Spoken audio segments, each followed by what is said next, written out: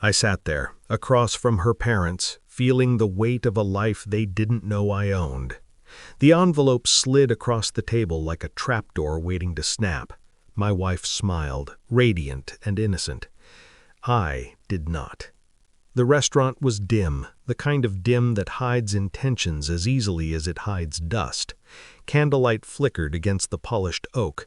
I watched her father's hands tremble, not from age, not from wine, but from the satisfaction of thinking he had measured me, judged me, and found me lacking. Her mother's gaze was sharp, predatory, the kind that sizes up a man in seconds and decides whether he's worth the table.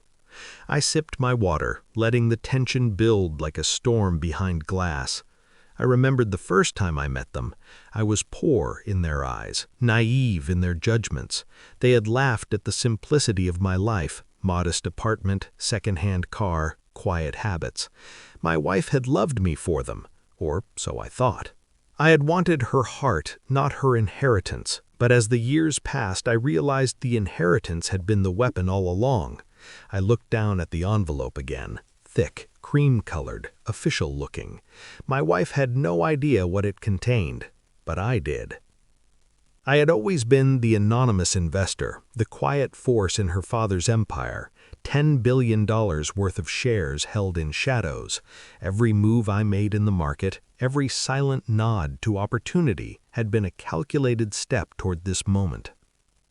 Flashbacks hit like shards of glass. I remembered her father's first thinly veiled insult, the way he praised other men at our wedding with veiled contempt, her mother's dismissive smirk whenever I suggested a small investment or a modest lifestyle improvement.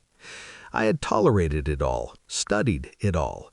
Each insult, each sneer, each calculating glance was a brick in the foundation of my plan. The envelope was open now. Inside, a proposal for me to invest modestly, a subtle condescension wrapped in feigned generosity. I smiled, calm, cold. Modest, they said, thinking they had the measure of me, but I had measured them. Every decision, every loan, every market maneuver had been part of a silent siege. Their empire had grown fat and complacent, blind to the hands that fed it. I had not revealed myself, not even to my wife. She believed she knew the man she married, the simple life we led. But I was everywhere, in every subsidiary, every boardroom, every ledger they overlooked. And now the time had come. I watched her father lean back, puffing up with the illusion of control. I said nothing. Silence is the loudest scream when wielded correctly. Her mother's eyes flicked to me, searching for a clue, a hesitation. There was none. Weeks later, when their empire began to falter under the weight of sudden, mysterious sell-offs, they called me. Panic laced their voices. Every asset I controlled quietly shifted, siphoning power away while appearing accidental. They could not trace the hands behind the movement. Their pride, their arrogance, had become a weapon against them. I had sent anonymous notes, cryptic and precise, highlighting errors only an insider could know. Panic turned to desperation. I watched them unravel in board meetings, in private whispers, in forced smiles that no longer reached their eyes. My wife remained oblivious, her trust in me unshaken.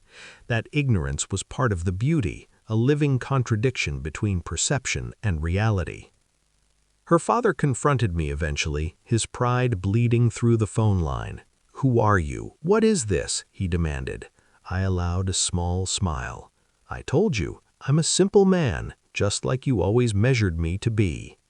Every public report, every financial statement, every interview they gave was a testament to their downfall, calculated, quiet, inexorable.